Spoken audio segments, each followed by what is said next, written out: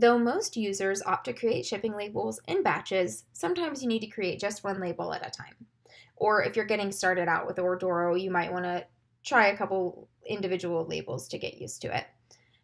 When creating shipping labels, though it's typically as simple as confirming the weight and dimensions of the package, there can also be a lot of additional options that you can specify for a label, and these options vary by carrier.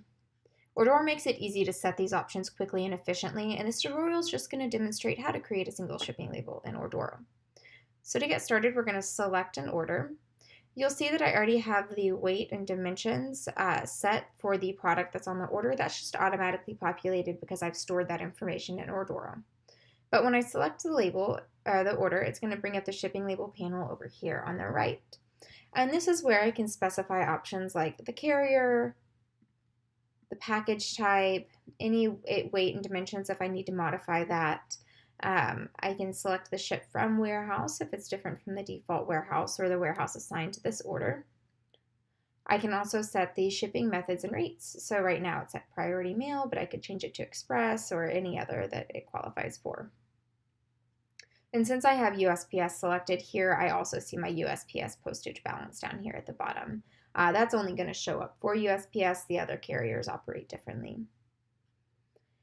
So typically this might be all that I need to set for a package, but there are also additional options. So I'm just going to run through what each of these options are down here. First, we have notify bill to and notify ship to. Now, if we were to select this, what would happen is when we create the label, an email would be sent to either the ship to or bill to email address on the order with the tracking information and kind of the packing list so they see what's on the order that's being shipped to them. This attached customs info, what this is for if you're shipping from one country to another country. So this would be automatically selected if this were an order going to another country. Currently it's not because I'm just shipping from US to US. But let's go ahead and select it and look at edit declarations just so you can see what it looks like.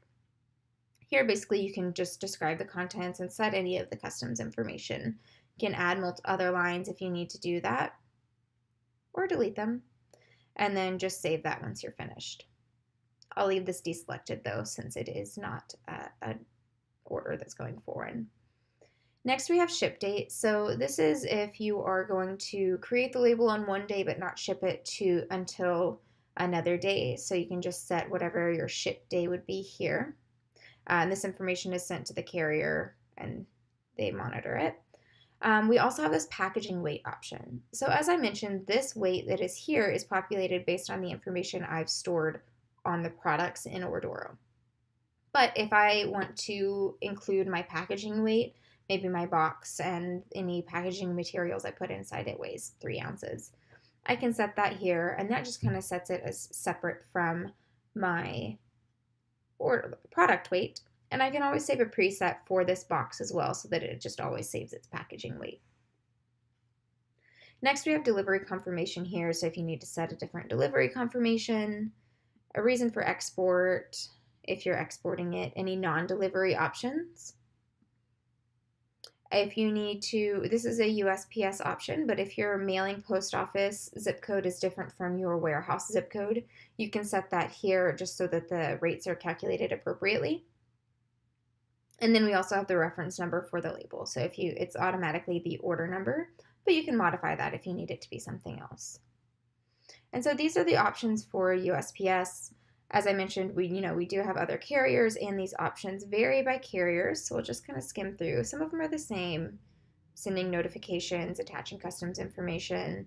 FedEx, you see we have Saturday delivery, different delivery confirmations. You can set if you are paying for the shipping cost, or if the recipient should pay for it, or if you want to do a third party. Then you can enter their account number so that it charges their account instead of yours.